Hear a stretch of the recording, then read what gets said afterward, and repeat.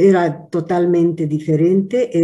La mayoría de los libros de infectología, de medicina interna, detallaban absolutamente todo el contexto, todo el proceso de la enfermedad. Se conocía muy bien desde el periodo prodrómico, cuánto duraba, qué síntomas hacía, el periodo de estado, las diferentes fases, las complicaciones, absolutamente todo. Por eso es que se veía la sífilis primaria, secundaria, terciaria, que actualmente ya no vemos la sífilis terciaria.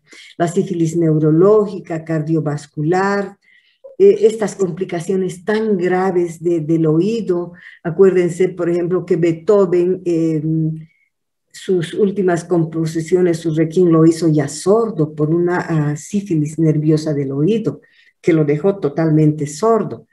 Entonces, esta no respetaba ningún estrato social, desde los más ricos y nobles hasta los más pobres, ¿no? Sin embargo, después de la era de los antibióticos, eh, bajó mucho del 40 hasta la década del 50 por efecto de la penicilina, del uso del antibiótico, pero nuevamente volvió a subir. Y aquí influyen muchas situaciones, pero entre las más importantes la libertad sexual, ¿no? Que antes era más reprimida, igual existía, pero esta libertad sexual de la vida moderna que ha sido cada vez más grande, la promiscuidad, es decir, todos estos son fenómenos dependientes de una determinada sociedad, por eso son culturales y sociológicos, ¿no? Pero de todas formas, esto hizo que suba nuevamente esta prevalencia de la sífilis. Actualmente sigue como un gran problema de salud pública en la mayoría de los países del mundo, en absolutamente incluso los países desarrollados. Lo tiene obviamente que es mucho más frecuente en países en vías de desarrollo. ¿Cómo es el curso y la clasificación de la sífilis? Entonces nosotros vamos a encontrar la sífilis adquirida y la sífilis congénita. La sífilis adquirida se refiere a aquella que se la adquiere en la vida extrauterina, en cualquier momento de la vida extrauterina.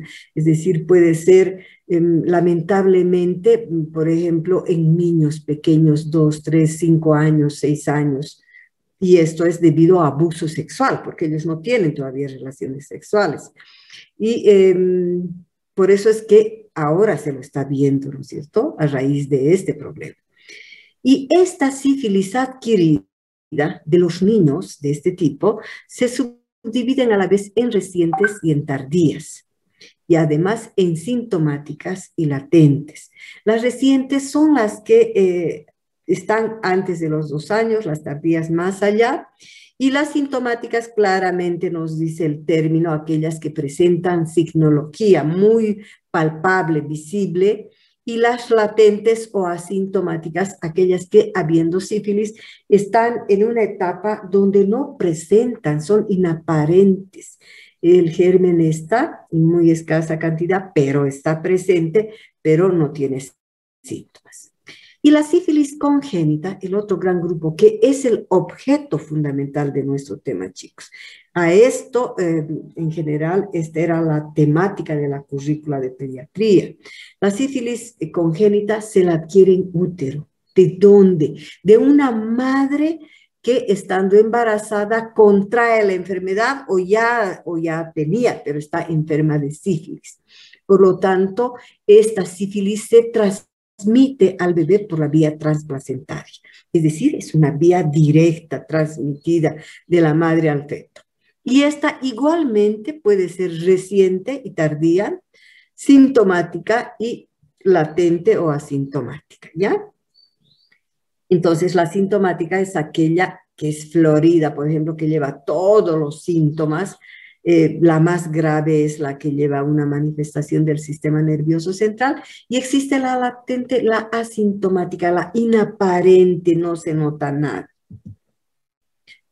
Entonces, ahora vamos a ver el cuadro clínico de la sífilis adquirida. La sífilis adquirida es la que han llevado ustedes en infectología. ¿verdad? Esa la conocen bien, así rapidito, rapidito esta. La sífilis primaria, en la adquirida tenemos la sífilis primaria que dura un periodo de unas 4 a 6 semanas, donde lo más característico es que aparece una úlcera, el chancro sifilítico. Es una verdadera ulceración que tiene la característica de ser indolora, ¿verdad? Y que va acompañada de adenopatías. Esta ulceración con o sin tratamiento desaparece espontáneamente. Traten con penicilina o no, igual desaparece después de un tiempo. Por eso que muchas veces algunos pacientes se olvidan porque desapareció. Luego de esta sífilis primaria, que dura este periodo de un mes o un poquito más, aparece la sífilis secundaria, que dura de 4 a 6 semanas también, un tiempo.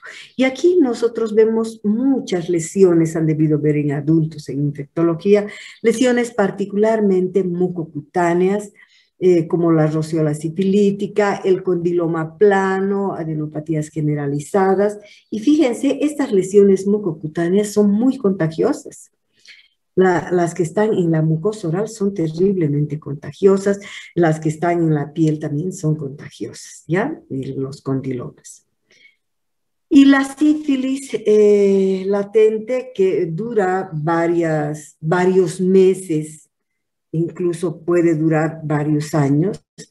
Esta es donde la treponemia baja terriblemente y la mayoría de los pacientes en esta etapa son asintomáticos y por lo tanto no se lo diagnostica a través de los síntomas porque parecen estar absolutamente sanos, solo se hace el diagnóstico muchas veces casual por laboratorio. Vamos a ver ahí las reaginas, los anticuerpos en la serología, ¿no? Y la sífilis terciaria que ya no vemos porque al ser el treponema un germen terriblemente sensible a muchos antibióticos, no solo a la penicilina, a muchos antibióticos, por cualquier situación que la persona haya podido tomar un antibiótico, habitualmente se cura, ¿no? Y por eso es que no vemos ya este tipo, pero antes de la era de los antibióticos sí se veía la neurosífilis, la sífilis cardiovascular y el goma sifilítico, ¿no? Entonces, esto es de la sífilis adquirida, pero no de la congénita. Ahora, vamos a ver la sífilis congénita, esta sífilis que adquiere el bebé, el feto, a partir de un contagio de la madre por la vía transplacentaria. Entonces, esta, dice por eso, es una infección del producto por una madre sifilítica que le pasa la infección. Esta sífilis congénita puede ocasionar muchas situaciones mórbidas, muchas. Por ejemplo, puede ocasionar la muerte fetal. El feto aparece ahí muerto porque ha sido un ataque muy grave, puede ocasionar aborto, seguida de la muerte, obviamente, parto prematuro, o si nació a término, en alguna circunstancia, podría también producir la muerte. Si sobreviviera el niño, y tengo un niño que ha nacido con sífilis congénita, este puede ser de dos tipos. Una sífilis con síntomas que se llama sífilis florida, porque se nota esta flor de piel, los signos y síntomas, se nota. Y hay muchas cosas características que nos hacen sospechar que sí puede tener la sífilis, que las vamos a ir mencionando. O puede ser la sífilis sin síntomas, que se llama esta sífilis inaparente. El niño tiene sífilis, pero tiene apariencia absolutamente normal. Solamente nos enteramos cuando la madre descubrimos que la madre es sifilítica, hacemos al bebé también y vamos a encontrar reaginas, ¿ya? Esto dependerá de la etapa de la sífilis en la que se encontraba la madre. Esto se refiere, ¿por qué unos niños nacen con muchos síntomas, incluso con una meningoencefalitis sifilítica, y otros de apariencia absolutamente normal? ¿A qué se debe esta situación? Se debe a la etapa de la sífilis que tiene la madre, ¿ya? O sea, por ejemplo, si se encontraba la madre en una etapa inaparente, en esa donde la treponemia bajaba mucho, en ese periodo así oscuro donde parece estar sana, ¿verdad? Si nace, si el bebé está en ese momento con esa fase de la madre, obviamente nacerá con sífilis inaparente. Pero si la madre ha contraído la enfermedad durante el embarazo, el nivel de anticuerpos de reaginas es terriblemente alto, terriblemente alto. Por lo tanto, la enfermedad en el feto será muy agresiva y este podrá morir intraútero, podrá la madre tener abortos, mortinatos, prematuros, etcétera, y las formas más severas. Entonces, depende de la etapa de la sífilis en la que se encontraba la madre. ¿Ya? De eso depende. ¿Cuál es la causa de muerte en los bebés afectados? ¿Qué cantidad más o menos mueren? El 40%. Fíjense qué alto.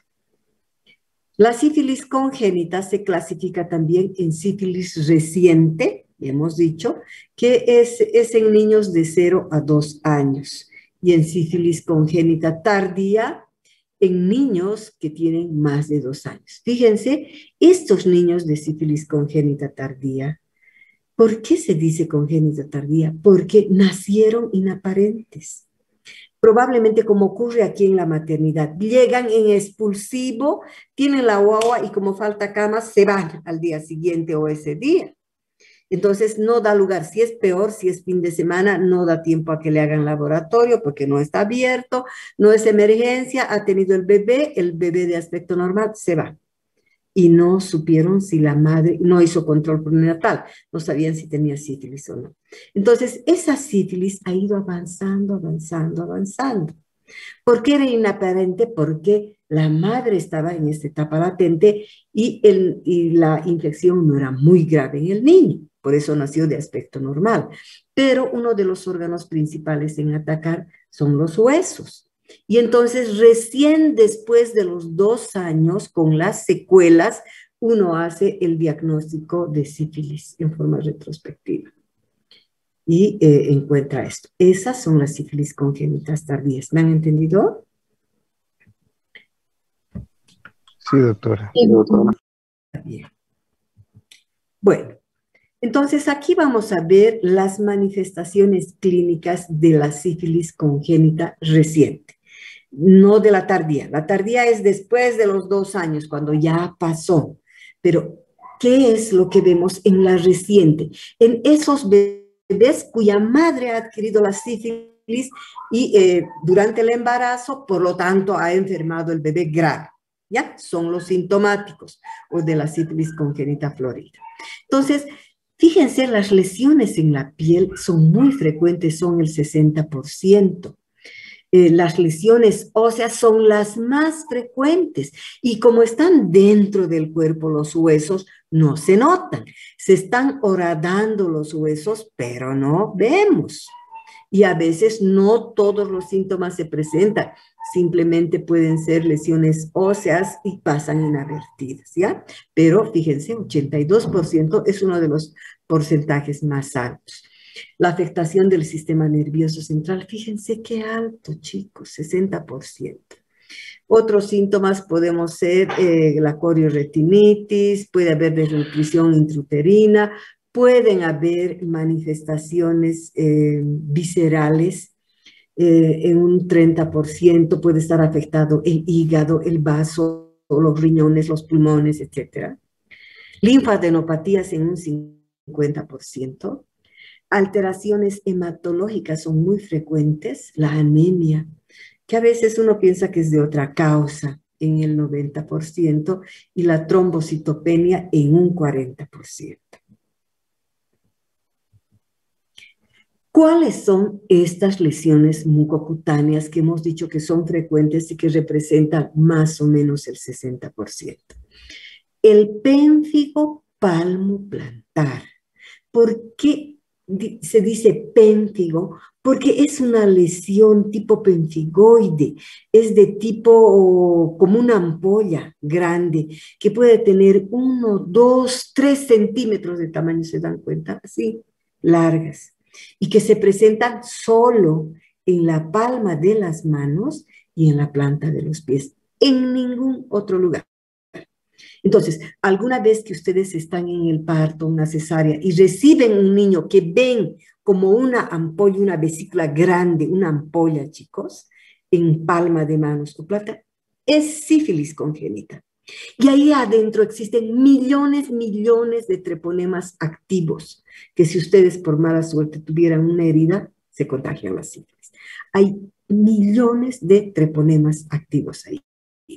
Por eso se dice que es una erupción vesículo-lobulosa con contenido lechoso purulento.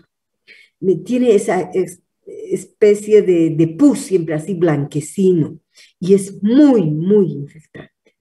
Esa es una de las lesiones más frecuentes mucocutáneas. Otra lesión frecuente, queridos, es la rinitis serosanguinolenta. Es decir, muy rara vez, cuando nace el bebé, vamos a ver que tiene un moquito que es una mezcla entre serosa y sangre que le está saliendo, rara vez.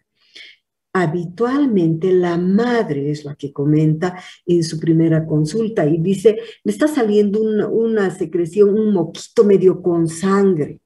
Tienen que pensar que es sífilis congénita, queridos. Tienen que pensar. A veces el pénfigo palmoplantar o la rinitis serosanguinolenta son las únicas manifestaciones clínicas que se presentan y no hay más. Pero a veces hay tan floridas que presentan muchas otras manifestaciones clínicas. Puede haber fisuras anales y bucales. Estas dos primeras, pénfigo palmoplantar y rinitis serosanguinolenta, son lo más frecuente de las lesiones mucocutáneas, lo más frecuente. Las fisuras anales y bucales, así como en algún desnutrido se ve la queilitis que se rompe y no puede cicatrizar aquí en la comisura de los labios. También hay fisuras periorificiales aquí en la boca, a nivel del ano, pero son raras. Rara vez uno ve eso. Y las lesiones maculopapulares en el cuerpo, que son también raras. Esto sí han debido ver ustedes en adultos. Se ve como máculas eritematosas que a veces dicen es alergia y es una sífilis, es una manifestación de la sífilis secundaria en el adulto. En el recién nacido rara vez se ve esto. Les vuelvo a repetir, el pénfigo palmoplantar y la rinitis serosanguinolenta son lo más frecuente. Ahora, ¿cuáles son las lesiones viscerales? Son la hepatomegalia y la esplenomegalia. Estas dos vísceras crecidas, tanto el hígado como el vaso, son lo más frecuente. Gracias a esto, particularmente, entran dentro del TORCH. Acuérdense que el TORCH se lo clasifica porque tiene hepato y esplenomegalia, ¿verdad? Y ahí ya saben, TORCH, ¿qué quiere decir? Por la toxoplasmosis, otros, la O, Eris rubeola, etcétera. Todo eso ya, citomegalovirus, etcétera, ¿no? Entonces, entra aquí sífilis congénita debido a este problema. Entonces, a veces, no siempre, queridos, pero muy frecuentemente hay hepatomegalia, que puede ser no tan grande, que esté a un través o dos través de dedo debajo del reborde costal derecho, o incluso en la parte del epigastrio. Pero a veces yo he visto hepatomegalias tan gigantes, chicos, tan gigantes que agarran absolutamente todo el abdomen, así, abombados a expensas del hígado. ¿Ya? Y obviamente cuanto más comprometido va a haber compromiso de las enzimas hepáticas, fosfatas alcalina, transaminasas elevadas, ictericia terrible, se ponen así por la hepatomegalia, por ese compromiso de la víscera. La esplenomegalia es el vaso. Es más, se necesita un poco de experiencia y de pericia, pero una vez que hemos aprendido a palpar vaso, es bien fácil. Nosotros hacemos en el hipocondrio izquierdo, en el reborde hacemos respirar al paciente y se nota lo que choca en cada esa respiración, la punta del vaso. Y nos damos cuenta, ¿no? Las neumonitis son neumonías intersticiales debido al treponema pálido. Son más raras también estas. Lo más frecuente, hepatoesplenomegalia. La neumonía intersticial es mucho más rara, pero el síndrome nefrótico, queridos, a veces es lo único que existe. Es frecuente. El síndrome nefrótico, no solo en la sífilis congénita, síndrome nefrótico lo podemos encontrar incluso en la sífilis adquirida más rara vez del adulto, ¿ya? Entonces, un niño que está edematizado, está pálido y que tiene una proteinuria, está siendo un síndrome nefrótico debido a la sífilis, ¿ya? A veces, como dice acá, es lo único que existe. Las lesiones óseas, hemos dicho que las lesiones óseas probablemente es lo más frecuente, es la manifestación clínica más frecuente y de todas estas, de toditas, periostitis, osteocondritis, osteoporosis, pseudoparálisis de Parrot, lo más frecuente es la periostitis. ¿Cómo veo? Para esto necesito experiencia, queridos. La primera vez que me muestran una radiografía de un niño sifilítico, por más de que mire una hora, si nunca he visto, no voy a reconocer la periostitis. Pero cuando he aprendido, no se me pasa nunca más en la vida. ¿Ya? ¿Qué es lo que pasa aquí? Los huesos largos del recién nacido, es decir, que pueden ser fémur, pueden ser aquí en el brazo, etcétera. Estos huesos, acuérdense, entre la placa interna y externa del hueso, hacia afuera, en el borde, ese tiene una separación del grosor de 1 milímetro, es decir, del grosor de un cabello. El hueso lo vemos radiopaco, blanco, ¿no es cierto? Entre placa y placa, en el borde, si nosotros aprendemos a ver, agudizamos y vemos que hay una línea como un pelo negro. Es un espacio que está lleno de aire y por eso que me hace esa línea. Eso es la periostitis. He aprendido a ver y la siguiente, yo busco intencionadamente cuando vean un niño, busquen chicos ustedes, porque es parte de la rutina solicitar la radiografía y lo van a encontrar, queridos. La osteocondritis es otra alteración que toma en cuenta los cartílagos, la osteoporosis, así como en el adulto se vacían los huesos, se vuelven frágiles. La pseudoparálisis de Parrot. Se llama así pseudoparálisis de Parrot porque este doctor Parrot fue el primero en describir, por eso lleva su nombre, describió en niños que nacían así de esas madres sifilíticas, con un miembro, ya sea superior o miembro inferior, sin movimiento, como si fuera una parálisis de ERP, una de estas parálisis. ¿Ya? Entonces, por eso se decía pseudoparálisis, pero cuando se hizo la radiografía, se vio que eran fracturas. Entonces, son fracturas de huesos que han ocurrido intrauterinamente o muchas veces en el momento del parto, cuando el médico es un parto distóxico, el bebé está mal y jala y esos huesos son tan débiles y se fractura. Entonces, ese ya no mueve por el dolor, ese pobre ángel, ya no mueve ni el muslo, ni el pie, ni el brazo, y parece que estuviera paralizado, ¿ya? Entonces son fracturas de huesos largos con inmovilidad, esa es la pseudoparálisis de Parrot. Entonces, acá lo frecuente, queridos, es la periostitis y la pseudoparálisis de Parrot que van a ver más. Y obviamente, buscando, encuentro osteoporosis, osteocondritis, etc.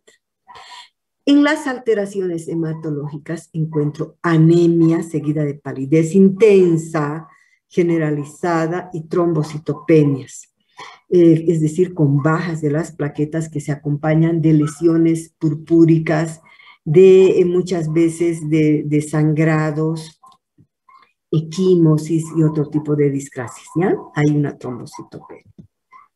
Las alteraciones del sistema nervioso central son una leptomeningitis sifilítica o sífilis meningovascular que se acompaña con lesiones del líquido cefalorraquídeo. Es como cualquier meningoencefalitis. Pero ante la sospecha, si es una sífilis congénita, con síntomas, tengo que hacer punción lumbar y tengo que constatar que no tenga meningoencefalitis, porque el tratamiento es más largo. Para esto me sirve. En ojos, corioretinitis, uveitis, chancos palpebrales, glaucoma, pueden encontrar, son más raros, y desnutrición intrauterina frecuente, con retardo del desarrollo intrauterino, y tiene facies de anciano, arrugado, piel seca, ¿ya? ¿Cómo lo diagnostico? Por la clínica que es clásica, lo que les he descrito, es lo más frecuente hemos hablado, antecedentes epidemiológicos maternos y de laboratorio. El método directo se visualiza directamente en campo oscuro, pero no se hace porque es más caro. Lo que sí se hace es el serológico, el BDRL o el RPR. Y el tratamiento, la droga de elección, en la sífilis congénita es la penicilina sódica. Necesito sódica de 10 a 14 días, cada 12 horas, y los 7 primeros días, cada 12 horas, y luego de los 7 días, cada 6 horas, EB. ¿Por qué? Porque puede haber una meningoencefalitis y yo necesito llegar hacia atravesar la barrera hematoencefálica. Si tuviera sífilis congénita inaparente, doy apenas 150.000 unidades internacionales, kilopeso día, y si tuviera la sintomática o si tiene una meningoencefalitis, 300.000 unidades internacionales, kilopeso día. Bueno, queridos, entonces hemos terminado esta parte de la sífilis congénita. Voy a apagar y les vuelvo a mandar otro link, ¿ya? Ya, doctora. Ok, queridos.